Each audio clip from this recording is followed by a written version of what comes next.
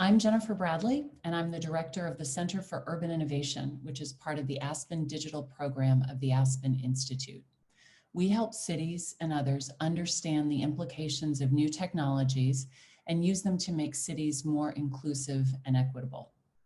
We're here today to talk about the end of Sidewalk Labs' Quayside development and what that teaches us about what's next for smart cities. Now, if you're watching this webinar, you likely have some familiarity with the project, but I'll go ahead and summarize it. Sidewalk Labs is a division of Alphabet, which is the parent company of Google. In October 2017, Waterfront Toronto and Sidewalk Labs announced a partnership to develop Quayside, a 12-acre portion of the larger Toronto waterfront.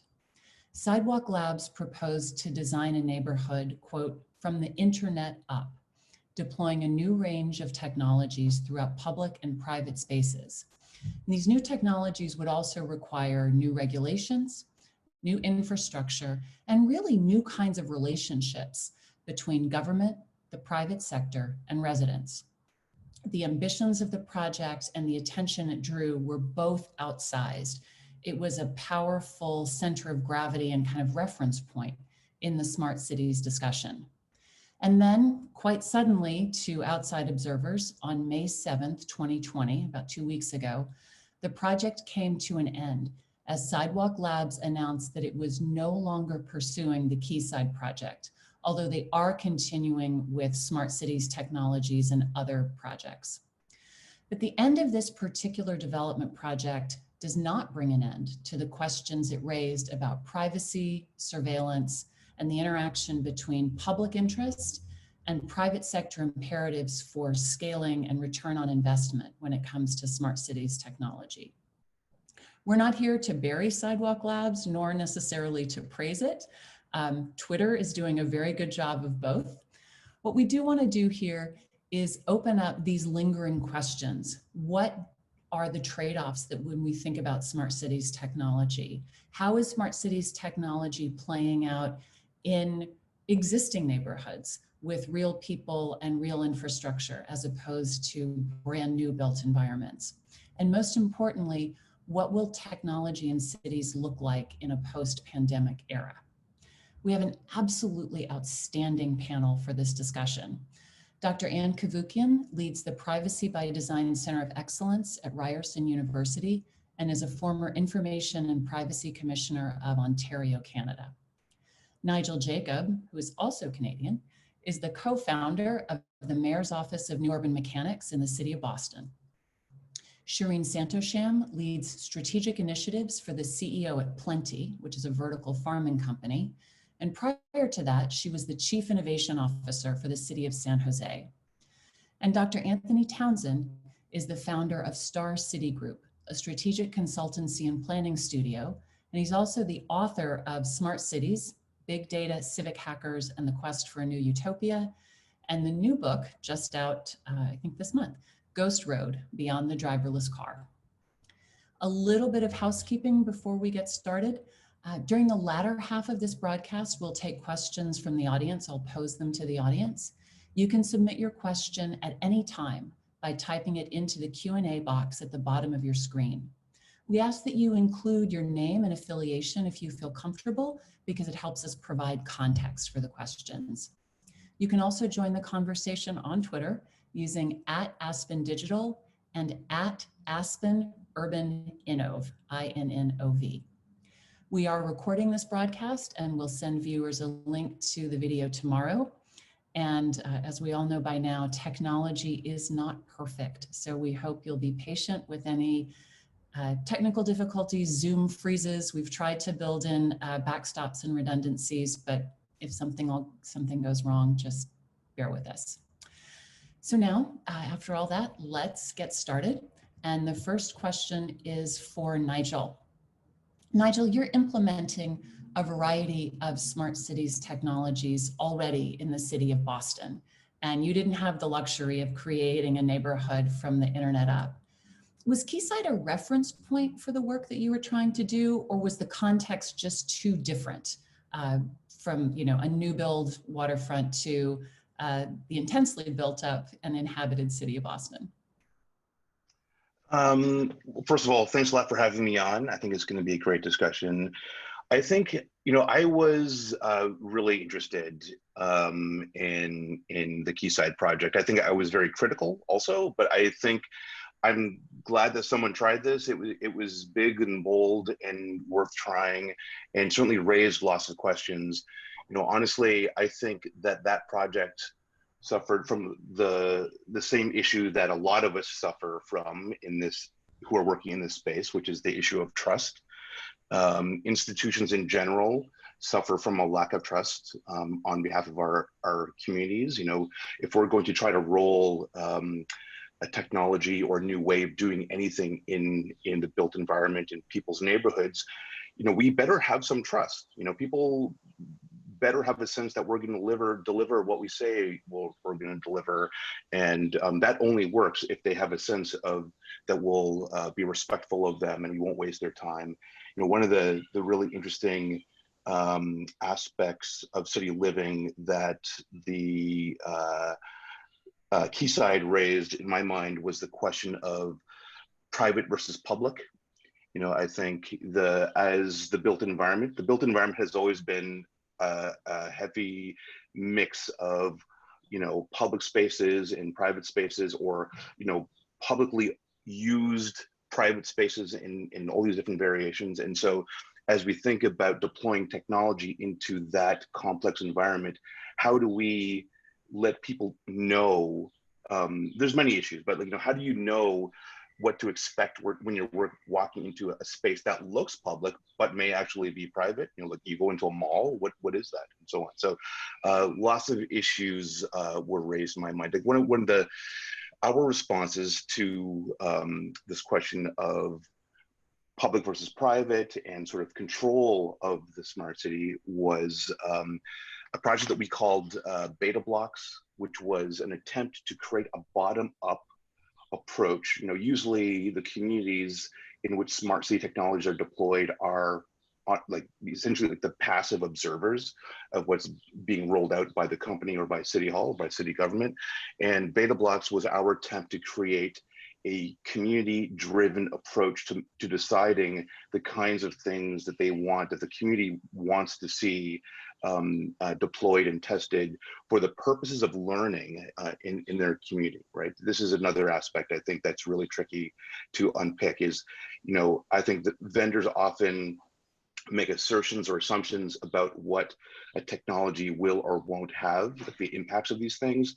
And I think that maybe, I'm willing, to see, but I think it's really a question of testing and experimentation and prototyping those things to see what impact they will actually have in the community and how people will tolerate these privately owned devices in the public right of way.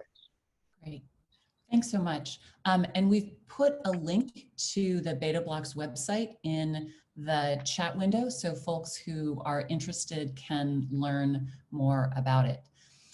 Shireen, when you were the Chief Innovation Officer of San Jose, you were pretty much at the intersection, right, of Silicon Valley and a city fabric. One of the issues that Sidewalk Labs had, or that was somewhat controversial, was the issue of scale. Their original proposal was the original question was 12 acres. Some of their ambitions and plans incorporated the entire Toronto waterfront because they said they needed that larger demonstration realm. As someone who's worked on both the public sector side, where we want to start small, right, as Nigel said, build trust, learn a bit about how things go, and also the private sector side, where you need scale to demonstrate return on investment, to demonstrate viability at size. How do you manage that? Why is scale such a challenge in the smart cities conversation? Sure. So, I think one big overarching concept is we need to stop thinking about smart city infrastructure as somehow different than traditional infrastructure. It is very expensive to invest in these IoT networks and sensors in the built environment. And so when you have a private company coming in, wanting to sort of test and pilot, they certainly can do that, but the benefits only happen when you're at scale, right? So having smart parking in, 3 blocks is not that useful. It's really useful to have it across the whole city. And so there's just the reality of the investment it takes and the sort of network effects around it. And so in some ways, just picking up a little bit on what Nigel had been saying about public versus private. I mean, traditional infrastructure has always been publicly owned. It's the public right of way. The things that happen in that environment are managed by some sort of government entity, and that sets the rules of the road. But when you're having private companies come in and invest, massive amounts in smart infrastructure, they're going to want to see some kind of return on the investment, but that often comes in the form of data generated. And the issue is, of course, that data generated is from the public. And so there aren't rules around who owns the data and how it should be managed. And that's certainly something that Sidewalk Labs ran into. And eventually they agreed to setting up some sort of data trust. But it gets really messy really quickly. And so understanding what's public and what's private and what are the new rules and what is everybody comfortable with is, I think, the question that we have to grapple with. And then, the reality of like, hey, this stuff is kind of experimental and it may not work and you're making massive investments in it. And is that always the best use of public funds? So we would experiment with smart city technology a lot in San Jose, but building an at-scale IoT network was virtually impossible, I'd say, given the funding available, the sort of constraints around privacy and data that we were implementing because we were the first city in California to develop a privacy policy. And so I think nobody's quite cracked this just yet. Great. Anthony, you and I have had these great philosophical and practical discussions about how technology interacts with cities and the idea of a city. We keep seeing government officials or other powerful entities imagining that they can reinvent the city from scratch, right? Whether that's the folks at some of these projects or these new cities, Brasilia, Songdo, whether it's people like Robert Moses in New York in the middle of the 20th century. Why do people keep doing this? Why do people keep trying to create these sort of shortcuts around some of the difficult issues that Nigel and Shireen have asked? I mean, the question kind of answers itself, right? Because these are difficult issues. But how do you see this from your understanding of technology in cities? I mean, I think fundamentally, we love to celebrate the messiness of cities, and there's a rich body of theory that says that the messiness is valuable and it's just in many ways, but it does hold us back at times, sometimes rightly so.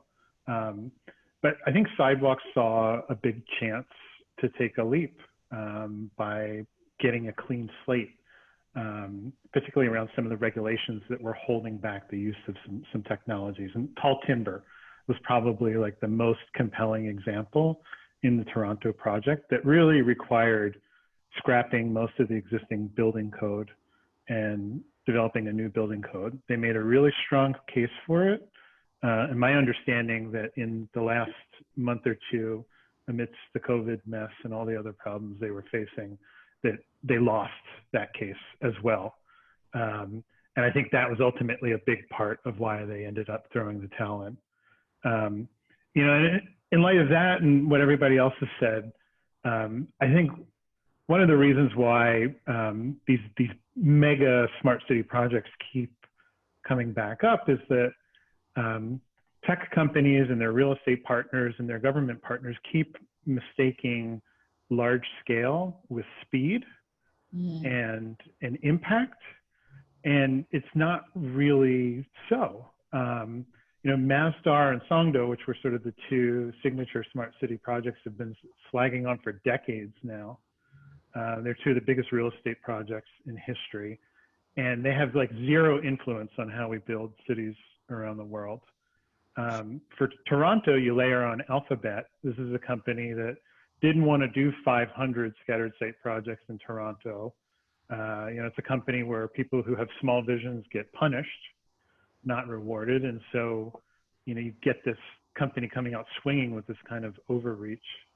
On the other hand, you go around the world and you look at like the most interesting smart city projects, and they're the kinds of things that we've heard about here, where you have like a focused objective, you get team together and you go and do it, and then you replicate it. In Eindhoven, UN Studio is doing a really interesting project around data governance. They've got 100 houses in a carbon negative cooperative housing project that's doing basically like a self-governing data cloud for all the data that's coming out of that smart complex, so that all the benefits accrue to the people in the communities, not the utilities, not the cloud companies, not the government. And if they make that work, that's going to get out on the market and it's going to spread faster than any like mega project. So, one of the things I've been wondering is like, if Sidewalk had come into Toronto and just started building, like one building, one project in Quayside, got some trust going, instead of all the big grandiose planning and the land grabbing, and they almost sort of built themselves into like a planner's blight, which is like a classic thing, and sort of spoon feeding the future instead of just trying to like force feed it down Toronto's throat, that maybe things would have turned out different and they would have gotten to the same place that they wanted to, but it was just the process of doing it would have been really different, and they could have built trust and maybe worked out some of these issues together. But I think, yeah, the scale and the speed just weren't compatible with what they walked into, and didn't learn from who had come before them. So Anne, you had been part of the Sidewalk Labs project at the beginning. It was quite a coup for them that you were on board, given your deep experience in privacy. You ended up leaving because there was a difference of opinion about privacy and data protection. So we can't talk really about smart cities without thinking about these issues of trust, data, public, private. Part of the construction of smart cities in the popular imagination is that we give up a little of our privacy, right? The city might know we're somewhere in exchange for cooler, better things. You're shaking your head. I can see it, not everybody on the screen can. Tell me why that's actually not the right trade-off, why it's not privacy versus services, and help us understand a vision where we could get the good stuff without giving up our privacy. We're not hearing you, I think, so we're having a little bit of a tech problem. Can you try again? How is this? Perfect. Okay, I guess I was muted. The dated zero-sum mindset of one interest versus another, you always have to make trade-offs. So you can have a gain in one area, always to the detriment of the other, so that they total to a sum of zero. Throw that out. Get rid of that either or win-lose model. It doesn't work largely anywhere, but here it cannot work, because you see, in a smart city, you have residents, you have people who live there. Their privacy has to be respected as much as anything else. And so it's not smart city versus privacy, it's how do you do both?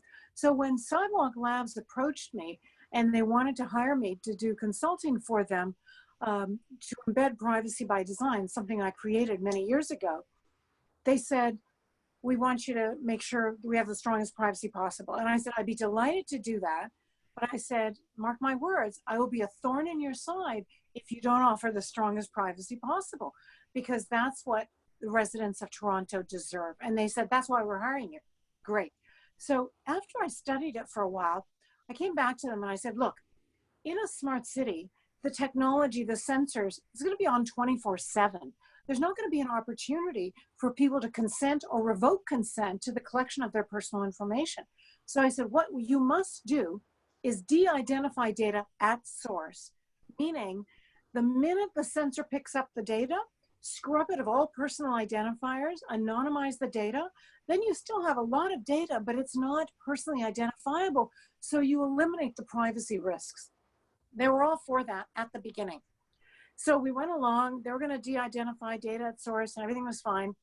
And then the issue of governance of the data came up. You know, they created this urban data trust consisting of multiple parties, not just Sidewalk Labs, but the government, Waterfront Toronto, and all the different IT companies involved in the delivery of the tech. And they said to me, and this is the only thing they didn't consult with me on, they said at a board meeting, I'll never forget it, they said, well, you know, we've got all these companies and we can encourage them to de-identify data at source, but we can't make them do that. And I knew the minute they said that, that was it. It was over. Because everybody wants data. It's not like they're going to do this for the goodness of their health. They're going to keep identifiable data. So the next morning, I called them and I submitted my resignation. I resigned the following morning. And they were just, what are you talking about, Dan Doctoroff, guy, all these guys, what are you talking about? Are you crazy? And I said, this is the only thing you didn't consult me on. And if you had, I would have worked it out, but you didn't. So I'm out of here. The good news was an hour later, the board at Waterfront Toronto, they called me and they said, we totally believe in de-identifying data at source, offering the strongest privacy possible to the residents of the Quayside. Come and work with us.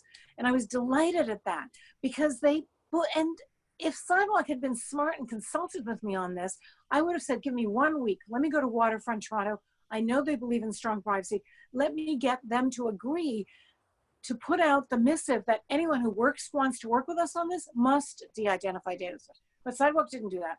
So Waterfront Toronto, I want to make it clear, this isn't the demise of Waterfront Toronto, the Quayside project.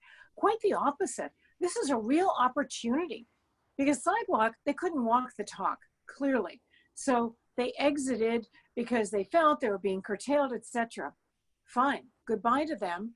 We will do, in terms of what Waterfront Toronto will do, they are committed to the strongest privacy and the strongest innovation in terms of technologies that can, facilitate traffic management and density and all these other things, and not versus, and embed privacy into it. So we have to get rid of this trade-off mentality and say, you do both. We will have multiple gains, multiple positive returns, privacy and smart city. We can do this. We're starting to do this, and Waterfront Toronto is fully behind this. And Anne, are there places, you've mentioned that Waterfront Toronto, which is the development organization, it's got representatives from the Canadian federal government, the government of Ontario, and the government of Toronto. The analog in the United States, I think, is something like an economic development authority, and they're continuing, and that's yes. a good point to raise. Have you seen places that have managed to do that de-identification? So Anthony's given us the example of Eindhoven and their particular use of data. Are there other places that we should be looking at when we think about good examples of privacy protecting smart cities? I think of Barcelona. You know, they have an amazing smart city and they're also committed to privacy. So it is eminently doable. I don't want people to think, well, you know, it's too hard or whatever it is people think. You must preserve privacy in the city you live in. And I happen to live in Toronto. So the thought of a smart city coming here, which did not preserve privacy, forget it. I would fight it like the plague, but we don't have to. Waterfront Toronto is committed to that. We have other examples, but I said to Waterfront Toronto, let's be the model of how you do this right. I'm working with them now. We can do great things by embedding privacy by design, which is something I created years ago, proactively into the operations, into the technology being envisioned for the waterfront here in Toronto. So we will ideally become the model that others will refer to. I think Bill Gates was talking about starting a smart city in Florida. And I said to the people at Waterfront Toronto, let's make our model the model that others will want to emulate, and we can present it to others in terms of this is how you do it. This is eminently doable. We just have to get rid of the zero-sum mindset. So Anne brought up the somewhat loaded term plague, and many of, we're all reading our copy of Defoe, Journal of the Plague Year. Nigel, how are you thinking about things like contact tracing, apps and technology and a smart city that's also a safe city, particularly in light of the pandemic. I know that Boston has been hit extremely hard. You're a city with a lot of medical centers, a lot of students, a lot of populations that depend on that wonderful density that you have. How are you thinking about all these questions? Certainly COVID-19 shows us that public and private can be very permeable, that private behavior can have public health consequences. Talk to us a little bit about how that's unfolding. Well, in general, you know, when we think about the role of technology, we've always been pretty clear that it's good at some things and not so good at other things. And especially in a world where not everyone has the same level of access to technology, not even close to it. And so, you know, the approach to something specific like contact tracing that we've been taking in Boston and Massachusetts is primarily based on a traditional model, right? You call people, you know, when you dig into the details, into the kinds of information that you need to do adequate contact tracing, it's not very app friendly, you know, because as you dig into where someone has spent the last 2 weeks, it's not just a question of gathering information. It's also a question of like referring people to services, right? So if you have been told you've been tested positive for the disease, now it becomes an issue of how are your children going to be taken care of while you're in quarantine and so on. So we've always thought about technology from the perspective of appropriate uses of technology. And that being said, I mean, again, you know, when thinking about deploying technology, you know, we were one of the first cities years ago to roll out a 311 app in Boston, and it's been a great boon to us in so many ways over the years. It's let us partner and collaborate with our residents in really interesting ways.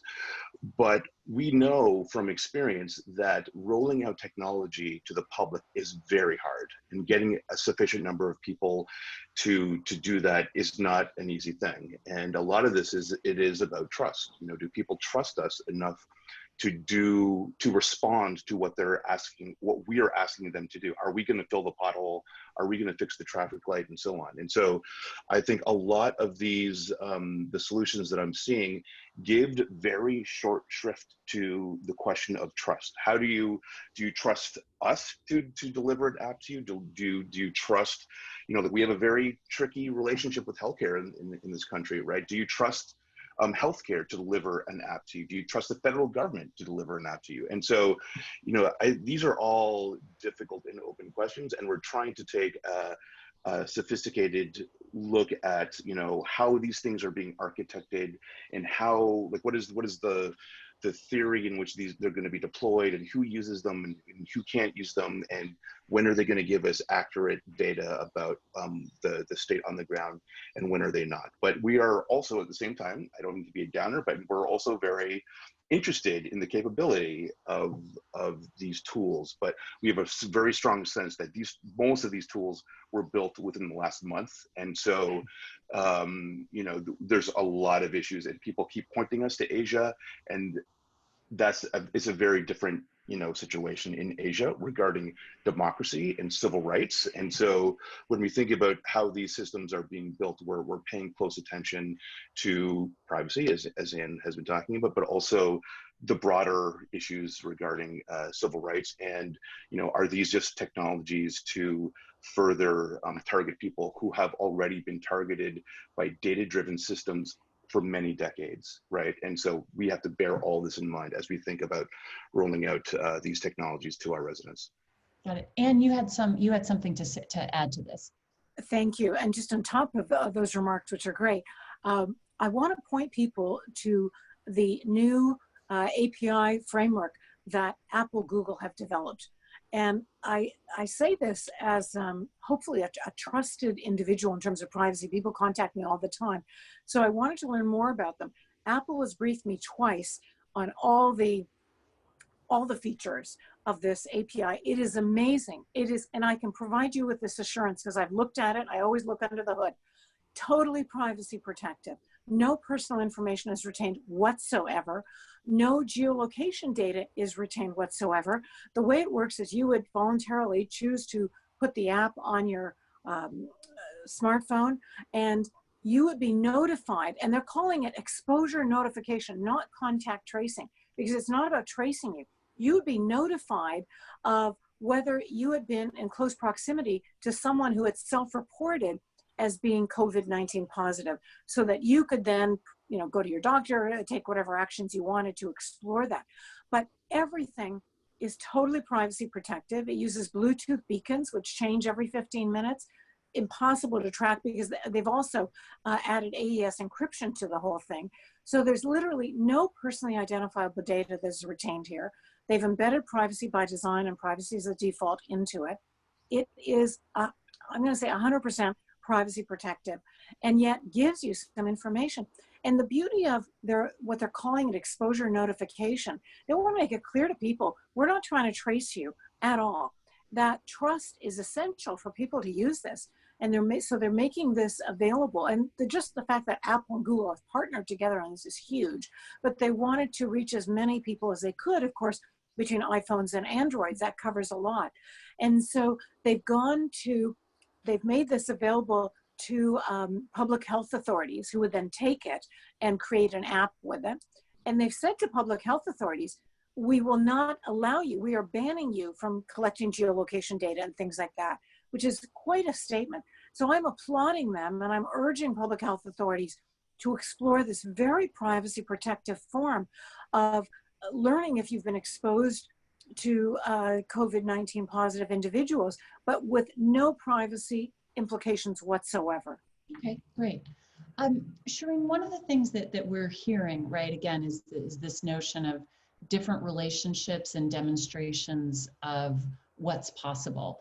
Are there things that you know, I know that you're not on the front lines of city government, but are there things that you think are possible or that you think you would like to see as the COVID pandemic is creating certainly some deep losses, but also some opportunities to behave differently? Are there new ways to go in the smart cities conversation, in the trust conversation, and in the privacy conversation?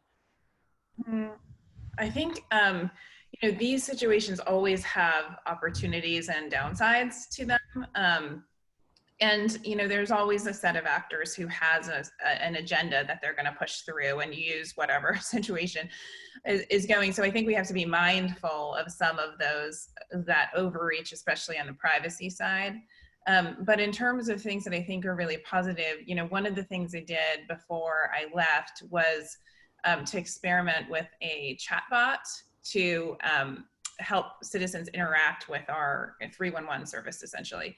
That chatbot has now been used as a COVID-19 fact tool. So I think it's a really good opportunity to allow for new technologies to kind of make government more user-friendly. And so I think that's really essential.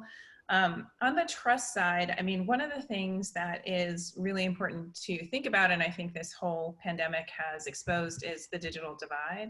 And we see that now, you know, we see a real conversation about that. And as you know, Jennifer, like, that conversation was not front and center a year ago, and folks like me and others were really pushing on that because we were seeing, you know, like in San Jose, nearly half our low-income population without internet access at home. And so it's a major issue. But when we talk about these digital tools, you know, we have to think about who actually has access to them, and are we going to deepen the divide in a pandemic situation if we only rely on digital technologies? And so I think some of this, if I were, you know, back in San Jose, would be, okay, how am I going to go analog here to get to some people, or use text, or, you know, get to those populations that are most at risk, which we know through the news are low-income minority populations. And so, you know, I think some of this is not necessarily just tech driven. It's really, you know, old school citizen engagement and education, and working with your nonprofit community organizations.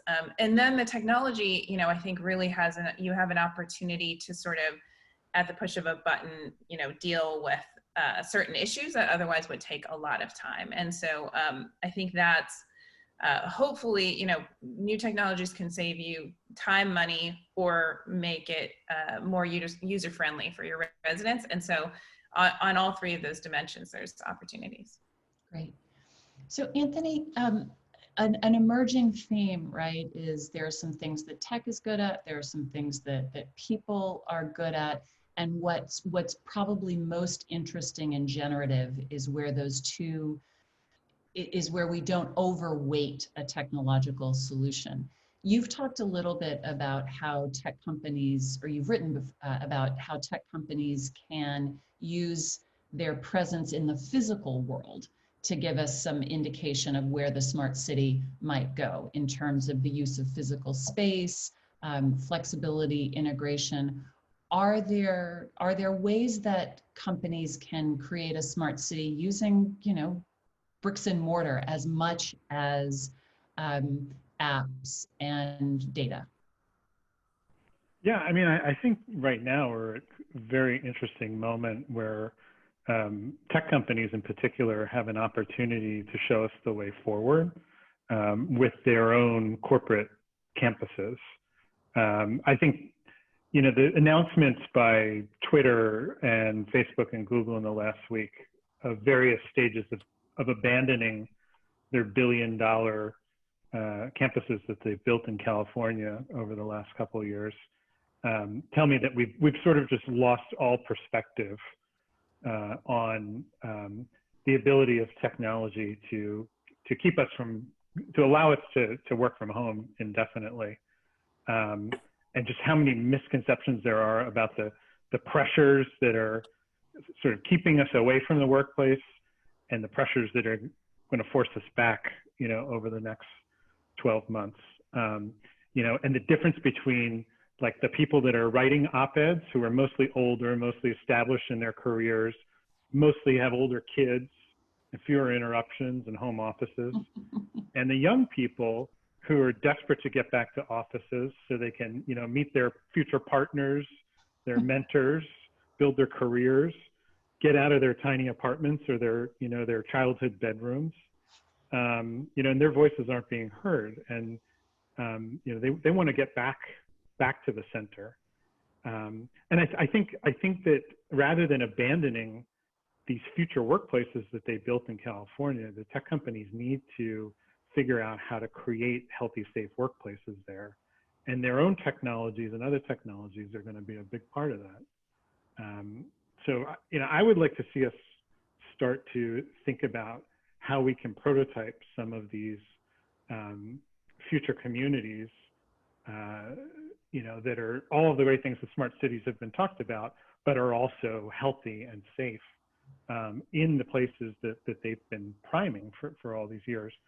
And, you know, to do it in a way that doesn't mean creating like an antibody like apartheid where you can't get in unless you're tested clean, that they can continue to allow, you know, people who aren't pure into the city gates, and it doesn't become just a model like a gated community model. It's totally within their power to do that.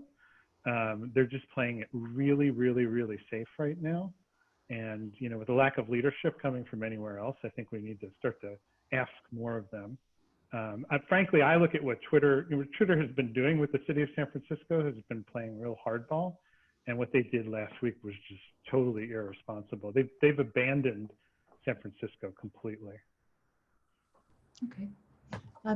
To shift it a little, you know, you did say that there were opportunities for upside, and there are things that tech companies can do. To bring us back a little bit to Sidewalk, and Nigel, at the beginning of the conversation, you said that you were glad somebody was trying some of the things that they were doing. Is there something, we've talked a lot about some of the downsides, what some of the things that Sidewalk overlooked. Are there things though that you will take as jumping off points or positive examples from what Sidewalk was doing in Toronto or some of their other technologies? Sure. I think they, I was actually, myself and a couple members of our team were involved in one of the efforts to look at how you inform people, like when you're moving into a space that's being monitored by one or more devices, how are you informed about that. You know, when you're going from is ostensibly a public space into a private space, what does that look like? How do you give people agency to realize, oh, they're monitoring these 4 things about me, I'm going to go around, or what, is that even a practical thing? And so I think that those, as we think about deploying sensor-based technology and those kinds of things in communities, especially in at-risk communities, folks who are at risk for homelessness or you know, secure in various ways, how do we think about providing them with the appropriate kind of information? And you know, this is again a moment where it doesn't have to be a digital only solution. Like they were doing some interesting things with like having AI agents that operate on your behalf, which was all very interesting. But what about just better signage? You know, what about more well-written, you know, with better logos, you know, signs that tell you about when you're moving into different kinds of spaces? I think there's lots of opportunity for that sort of thing. So I think that it was a good attempt, and they had gotten pretty deep into thinking about how to, you know, make a space more legible for a greater number of people. Great. So Nigel, either accidentally or because it showed up, either coincidentally or because it did show up in the participant chat window, has moved towards answering one of our audience questions, which comes from Richard Witt of the GLI Foundation. I happen to know Richard, so I know he is a former Google employee and also a former Mozilla Foundation fellow, so somebody who thinks a lot about the privacy issues.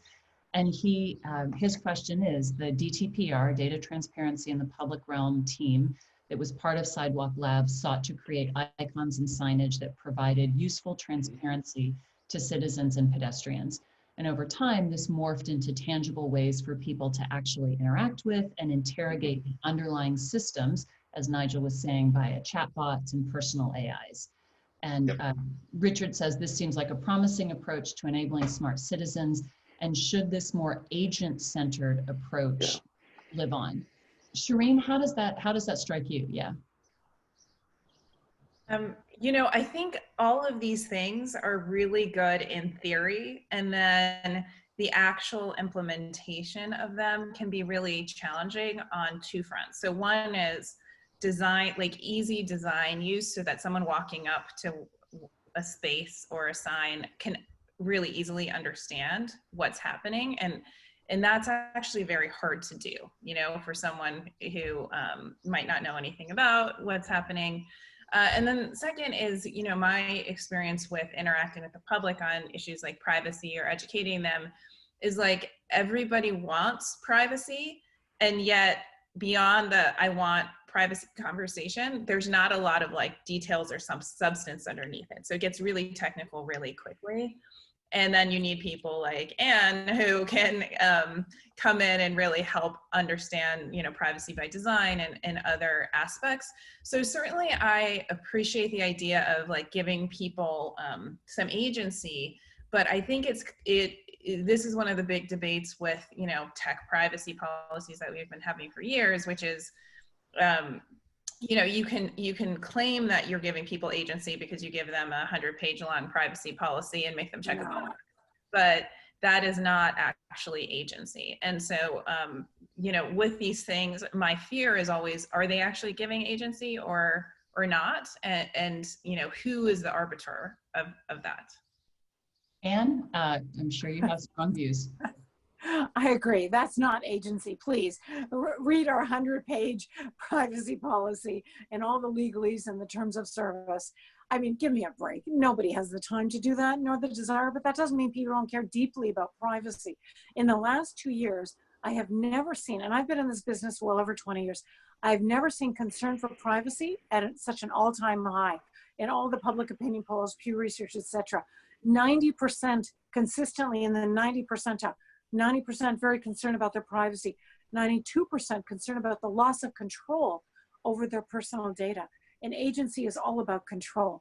So we have to find ways to incorporate this into a smart city. And that's why I thought the easiest way to do that was to de-identify the data at source right at the time of data collection, so that you wouldn't have to deal with the privacy issues dealing with agency and personal control, because it's often beyond your grasp in a smart city. So you eliminate that concern by de-identifying the data, anonymizing it, and then you still have a massive amount of data at your disposal, but you have deleted the privacy risks. That's what it's all about. So, Anne, we have a question specifically for you from Sure. Mitchell Weiss, who is at the Kennedy School. Nigel, who I can see is nodding, he's a former, Mitchell is a former colleague of Nigel's in the city of Boston. Did Apple and Google, the agglomeration, describe what was lost by moving only to exposure notification, and how they thought about weighing the, and he's using the term trade-off, such as a government's ability to then look at sources of transmission and hotspot? What about that consideration? You see, when you look globally at places that have attempted to exert greater control on the government's part, public health authorities, to be able to trace you and track you, etc., it hasn't worked. So you look at Australia, they had a very privacy invasive contact tracing part. It wasn't being used. And that's the problem. They're shifting now to the Apple Google framework. And the same in the UK. They had a very privacy invasive contact tracing model, and nobody was using it. So they're now considering switching to the Apple Google framework. So yes, you're not going to get as much information, obviously, because you are choosing to anonymize the data, basically strip it of personal identifiers. That will build trust like no other, and it will encourage people to use this on a massive scale. That's the goal. And you're right, it's not going to be going to the public health authorities because there's nothing to send to them, because the data are all anonymized. There's no privacy issues, no geolocation tracking. But this will also encourage people to use the app. It will encourage individuals who are COVID-19 positive to self-report without any fear of reprisal or concern of being tracked. And it will also encourage the masses, hopefully, to use the app, because they don't have to deal with the fear of being identified and all that. Privacy is a huge issue, and you have to address it in this manner if you're developing a contact tracing app that the public is going to use largely. And again, the goal is exposure notification, so people are aware of the fact if they've been exposed to COVID-19, as opposed to the fear of being traced and tracked.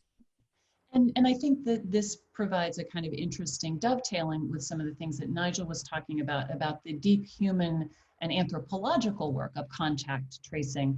And so what you're saying is an app that does some of the things that a government might want it to do is an app that no one would use. So we have to compromise in the real world, as all political undertakings are. We have a question from Wayne Cleghorn, who's the CEO of privacysolved.com, and I'm going to direct it to Anthony. Around the world, states like United Arab Emirates and Saudi Arabia are pressing ahead with smart cities. In assessing these projects from, say, an advisory role, what are the key questions to ask regarding the purpose, privacy, and cybersecurity perspectives of these initiatives? I'm not 100% sure I understand the question. I mean, my overall approach to looking at these kinds of mega projects from a smart city framework has been to think about, like, what's the smart city version of environmental impact assessment? And, you know, there is that kind of practice now in the cybersecurity world.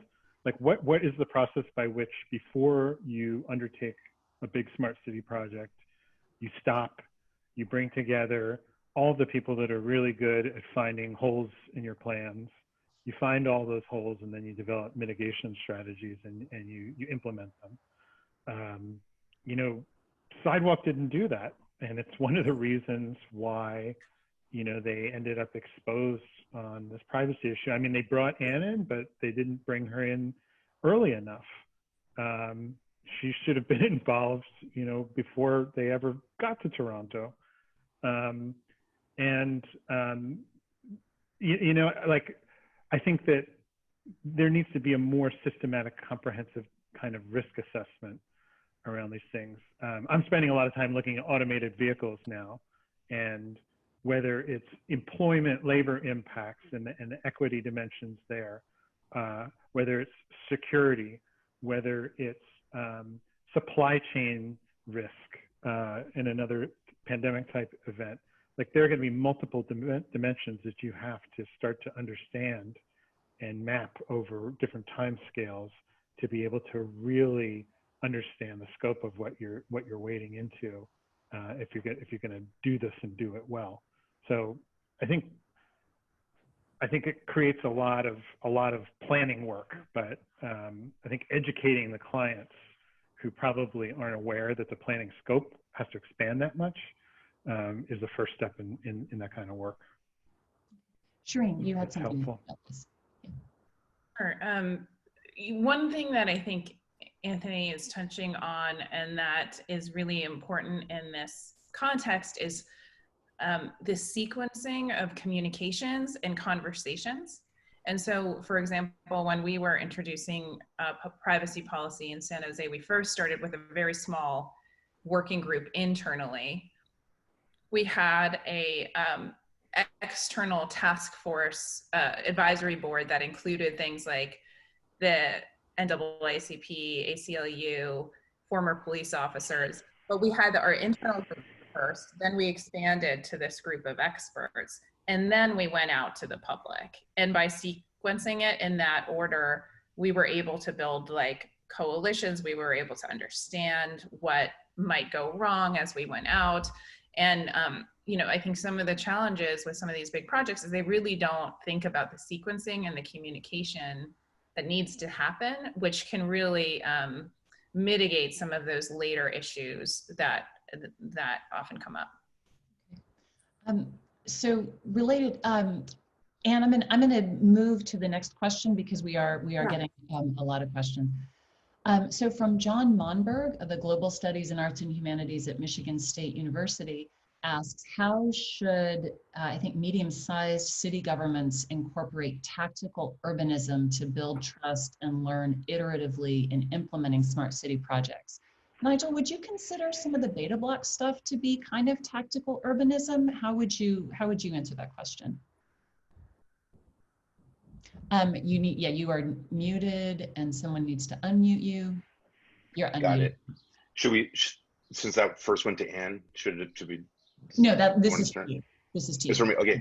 So I think Betablox is roughly in the category of tactical urbanism. I mean, you know, it sort of is playing with the line there. You know, when I think about the tactical urbanist approaches that, you know, I think that have been the most interesting over the last few years, they tend to be not originating with government, but they are sort of community or advocacy organizations that are trying to, you know, just demonstrate that something can work and something is possible. And so usually they're fighting an uphill battle and just trying to show this to City Hall. So from that perspective, you know, Betablox isn't really in line with that, but the idea of a very bottom up, you know, rethinking the way controls flows through these different solutions, I think is really important. And I do think that, you know, these ways of working,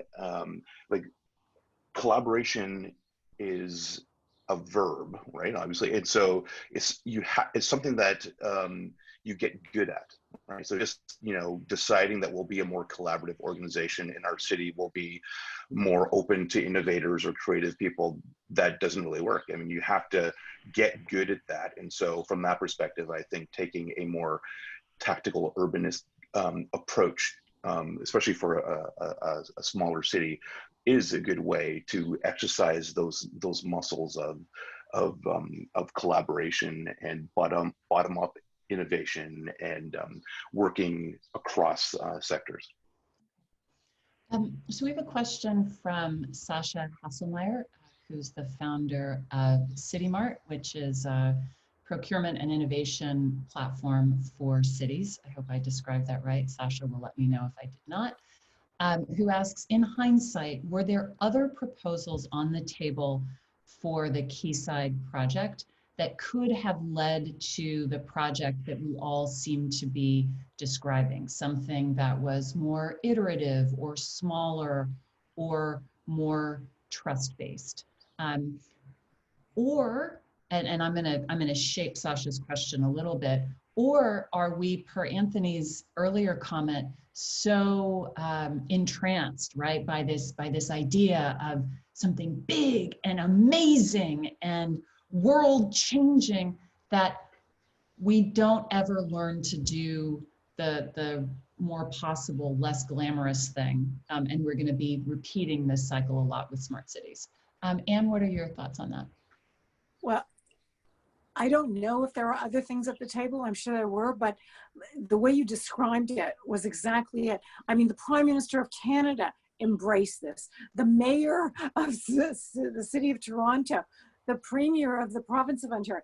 I mean, everybody, I think they were just enamored with the size and the depth of what Sidewalk Labs was offering, and, you know, with the alphabet connections, that they could do so much. I just think they just embraced it so totally. They just assumed it was going to work out.